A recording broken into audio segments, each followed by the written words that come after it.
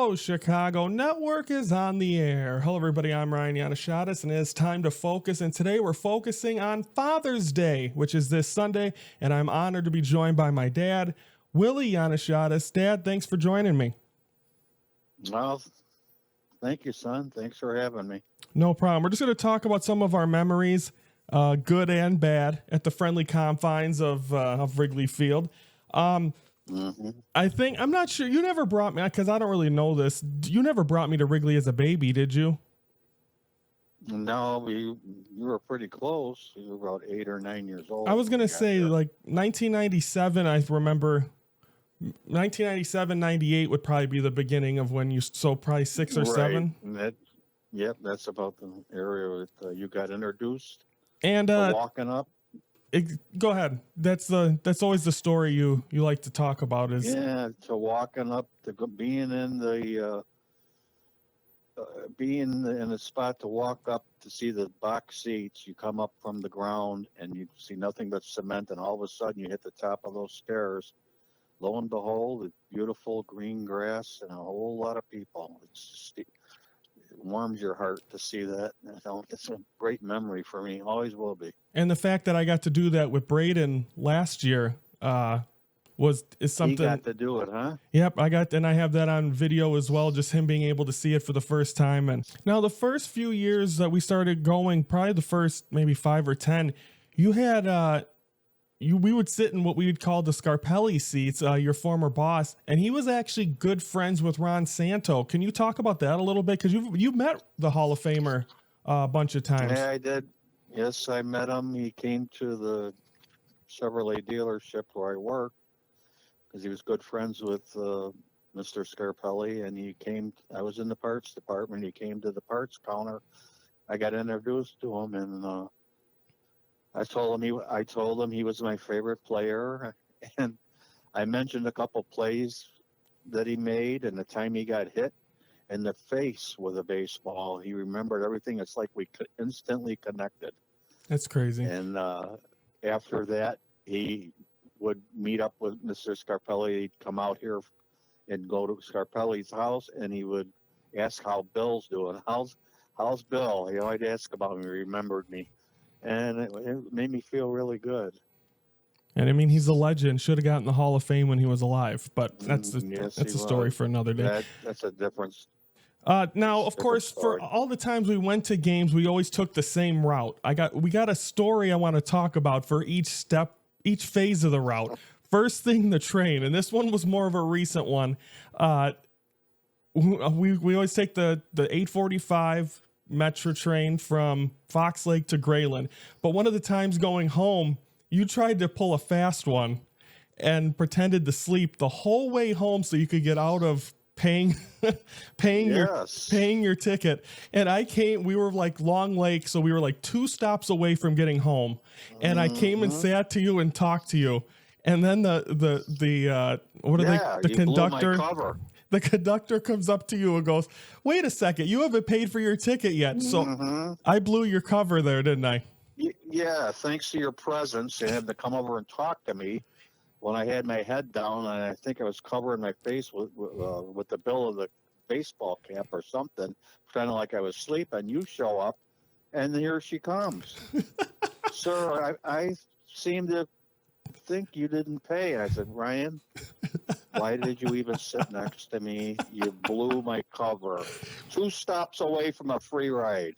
And for you folks that don't realize why I wasn't sitting by him, by the end of a long day of being together for about 12 hours, we needed to be in separate cars. Mind you, most of the time we were there on Friday, so there was a quiet car. You know how many times this man almost got kicked out of the quiet car on a Friday night with a bunch of crabby people because all he wanted to do was talk to people, and no one in the train wanted to talk. Well, yeah, there was a bunch. I can't blame a lot of them because they're coming home from work, and you got this Cub fan still in the bag. Oh, had Lord. A few pops and want to talk, and they're not in the mood. And now I understand why. Oh, yes. And lo and behold, you kicked off the quiet car. That's embarrassing. That's not too many people get kicked off. I'm sure you're not alone in that, considering how many Friday day games there are. Yeah, mostly Cub fans. They could probably get kicked out of the quiet car. So once you get off at Grayland, then you walk down the stairs. By the way, I have an update on this. They took away the stairs to Pat's, but Mm-hmm. when I was there just a couple of weeks ago, the stairs are being rebuilt, so the stairs will be back. Because that place had to Great. lose so much business. Oh yeah, I happened to go any other route, but down the stairs directly to Pat's Tavern was ideal. And it was, and Ideal. Pat was a great guy. He sold, I think, the year before they won the World Series or year after. A great guy that ran that bar. But the story that we have from Pat's is, didn't a raccoon run up your leg? Yeah, there was. We were sitting in there one day after getting off the train, and we go down in the Pat's bar, and he liked to leave the front door open, get some fresh air in there, and all of a sudden, I get this baby raccoon coming over, and he traipsed up my leg, hopped up into the bar. Pat got a little bit agitated because he was worried about somebody getting bit, rabies and all. I go, good. I almost wanted to take the thing home. No, I think we had Rascal at the time. I don't think he would have been happy with but his nickname was Rascaloon because he looked like a raccoon. Yeah, isn't that ironic? Rascaloon, and there he was walking into the bar. I think I gave him we might have had You some gave him a chips bag or of something. chips, and Pat was all Yeah, I distraught. fed him. Oh, Pat didn't like that. He goes, now you got to get him out of here. Was that the same day where the guy came out with the black mop? The guy that's been going in there since he was 16? Oh, yeah, 16 years old, and he come out to mop the floor. There was a spill or something of some kind, and he got this mop bucket, and the water is absolutely black. And I'm thinking to myself, well, what's the sense of you mopping with a black water contain, and trying to clean something that makes no sense. I guess that was the way that they do things down there. I don't know. Oh, I geez. just remember it well. Yes, I miss it. Bucket. I miss it being Pat's. They've renovated it. It looks really good in there. But it's been hard to get there because that's not on the route anymore. So hopefully, when the stairs get back, be able to go back into Pat's. Hopefully, I'll go with get the goal then and go down them stairs. Let's hope so. Now let's talk about the last leg of the how to get there. You walk all the way down the street from Pat's. I know we're not going to get into it, but I guess you got to. There's a big high school that we passed going to the bus, Dad. Oh, what about? Tell us about Schurz High School. Schurz High School. My stepfather, Patrick Murphy, God rest his soul, went to that high school, and he was very proud of it. And it always sticks out in my mind. While he was alive, he talked about Schurz High School and the Irishman, and he just every time I've seen the building and everything, I had to remind you. And now I carry on that same legacy. So, and you have pictures hanging from the sign. They're somewhere. I don't know where, but they're somewhere. Yeah, there's a sign there going in. There used to be. I don't think it's there anymore. Entrance to the park or whatever at the school, and I was able to just jump up and hang there because I was so proud of it, and then see the high school in the background, and I don't know, the roof gets me. The damn roof. I don't know about the shingles. I know you love the shingles.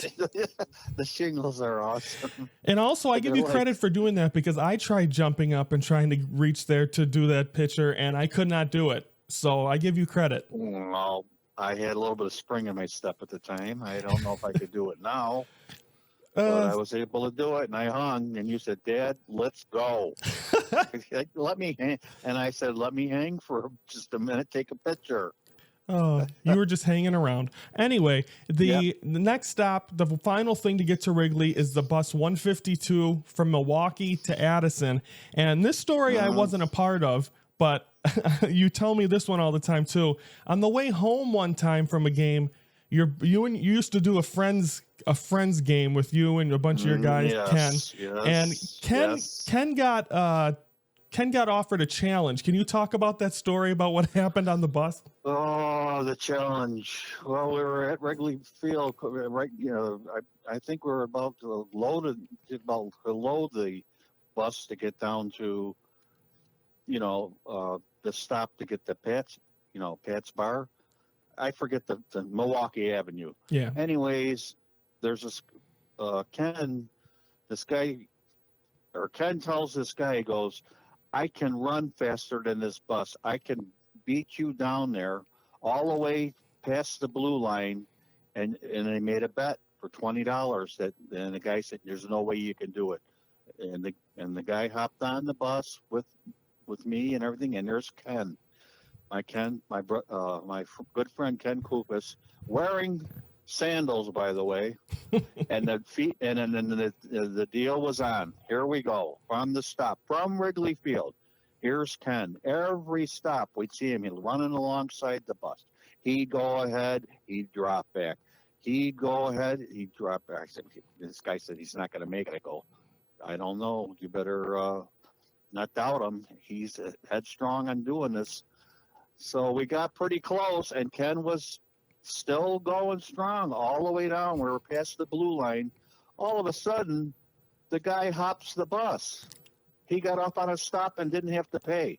Ken made it happen. He made it all the way down there. Never got to collect the winning that guy. I tell you, that really irked me that happened. But Ken, I got to give him credit. From Wrigley Field all the way past the blue line, and that's not close. That's not a short walk either. That is a long run.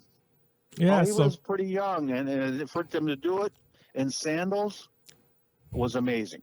And also a side note on Ken, didn't he run on the field in Arizona? So didn't he get kicked out of a game in Arizona? Oh, he got kicked out. He had a few pops, and he got into one of the relief pitchers. Got onto the field, and lo and behold, he got kicked out of a spring training game. Ken, gotta love him. Never got to experience a game with Ken. Maybe that's something that needs to be on the bucket list. I'd love to. It's a treat. Trust me, it's a treat. It's a treat. I've been trying to think of some of the most notable games we've been to together. One of my favorites, obviously, even though we couldn't really see the game, was during the 2016 run. We got my only rooftop game. Even though we couldn't see because of the scoreboards, but Cubs won that one. That was game 2 against the Giants. Obviously, they go on to win the World Series. Here's some other ones that I remember. I don't know if you remember this one. We went to a game. I think the Cubs were losing, and this was April 16th, 2004. I looked this up. And it was the Cubs against the Reds. Dusty Baker got ejected. I remember him kicking at C.B. Buckner, the home plate umpire, because of a double switch. And then the manager of the Reds got ejected as well. So the Cubs were losing like 9-4 and by like the 6th inning. And then all of a sudden you're like, and again, that's usually the time you're like, let's catch the bus and get back to Pat's. Yeah, we know. I know when it's pretty close to catch the bus to get to the Grayland. Yeah. To catch the train, because if you don't move, you're going to miss it. Well, lo and behold, sometimes that bites you in the ass. That's happened to me a lot as an adult. You leave early. Boy, there was a few times it burned us. Well, this time it was one of them because they were down 9-4. We get back to Pat's and we find out first Sosa hits the home run to tie the game, and then Moises Alou comes to the plate and does this. There's another fly. Yep. Deep left. Cubs have come back to win it. I don't believe it. And we were technically there, but yeah, I couldn't hear what happened. But anyways, we started hearing good things when we got on the bus. What's the score? Just for the heck of it. And all of a sudden, we got down the Pats. And we found out they won. And we find out that they won. And we missed the best part of the game. Exactly. And that happened, I'm no joke, 2 times. All for a train ride. And that's what happens. And that's what sucks. And then 2 times that's happened to me as an adult. One time Mayor and I went and we drove down there and we're like, let's just leave because they're going to lose. Jason Hayward hit a walk-off grand slam while we were in the car. And then I think another time, I think it might have been me and you, Anthony Rizzo hit a walk-off home run. And I think we were at Pat's watching it. I can't remember all of them, but there was a bunch that the train schedule got in our way. And they had to move. You gotta. Indeed it did. And then this one we talk about a lot, the Albert Pujols game. Albert Pujols. I think we were at this game, but I remember being down the line. I think he went 5 for 5, hit 3 home runs and 5 RBIs. I don't know if that was the game we were at, but there was a game, and we talk about it because we were sitting down with the straight line to the third baseline, and the way the ball was just flying off his bat, he was a Cub killer. The line drive that he hit, we remarked that. Look at that thing. We had a perfect angle on it going down the left field line into the corner. That thing just like turned right at the right time and hit the right inside the line and went down for a triple. I mean, he really smashed. That must have been. I think that was the game. That wasn't this one I'm talking about, like the Albert Pujols game. I don't think we were at this one, but I remember that was a triple because he might have hit almost been close to a cycle that day. But he was a Cub killer. Yeah. I'm glad he retired. He was a great hitter. Great hitter, a Cub killer, always. Well, that's a long list of Cub killers. And then the last one that I remember, and I just remembered the other day, and it's very fitting because it's Father's Day. Do you remember the one Father's Day we spent at Wrigley Field? The one Father's Day. So here, I'll tell you. So we went to, you decided it was going to be me, you, Carrie, and Brianna. And we decided to go scalp tickets. Oh, I remember this one in the bleachers. Yes. Oh my Lord! And we didn't. Here we go. We didn't get in there till about the second inning. So you got tickets. We're in the bleachers. So we were standing room only. Yes. It's a Sunday day. It was a Sunday afternoon. Zambrano was pitching against the A's. I remember that. Full house. Full house. And I walked over from. We were at standing room only. Yep. And I walked over.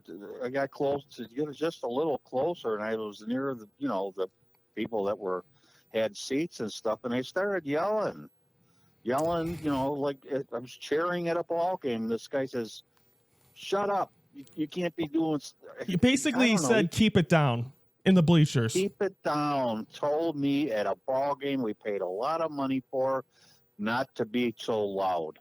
I was yelling in an outdoor arena. I could not believe a man would turn around and say that.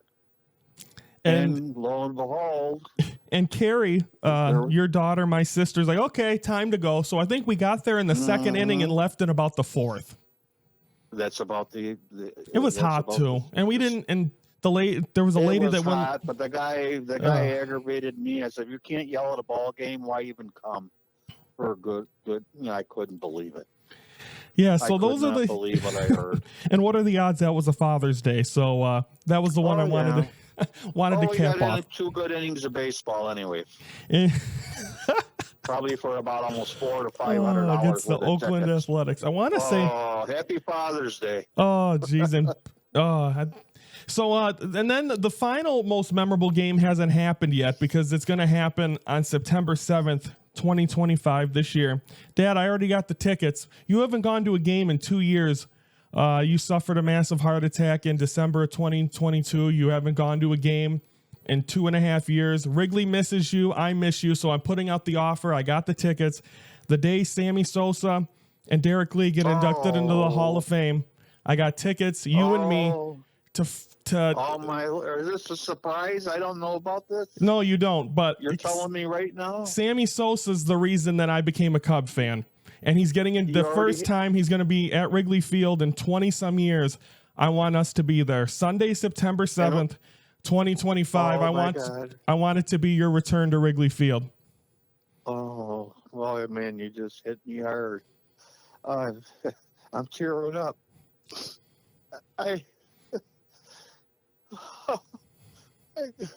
Hold on.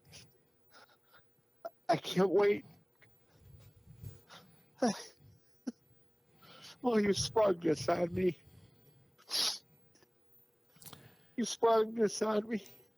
You're ready, and I'm ready to go back down there. And after what's happened over the last 2.5 years and everything you went through, I'll cherish every moment I get a chance to spend with you in that place because of the reason you are the reason I am the crazy Cub fan I am. Between you and Sammy Sosa, who's getting inducted in the Hall of Fame that weekend, I think that's the perfect time to for you to come back to the friendly confines. I think it's totally awesome that you told me about this, and I do have a T-shirt that says "Like Father, Like Son." It's a Cub T-shirt. It's a beautiful shirt you bought me. I'll wear it that day.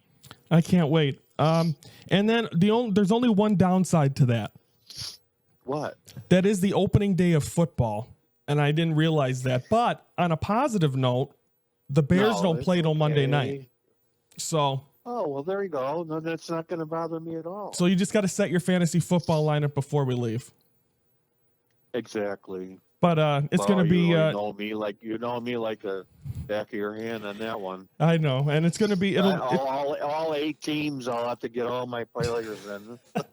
It's going to be amazing. I can't wait for that. So Sunday, me September 7th, we return to Wrigley together. Okay, so that's going to do it for us. This has been a Father's Day edition from the Hello Chicago Network. This has been the Father's Day Focus, the Hello Chicago Network. We're the focus of Chicago sports. Let's go!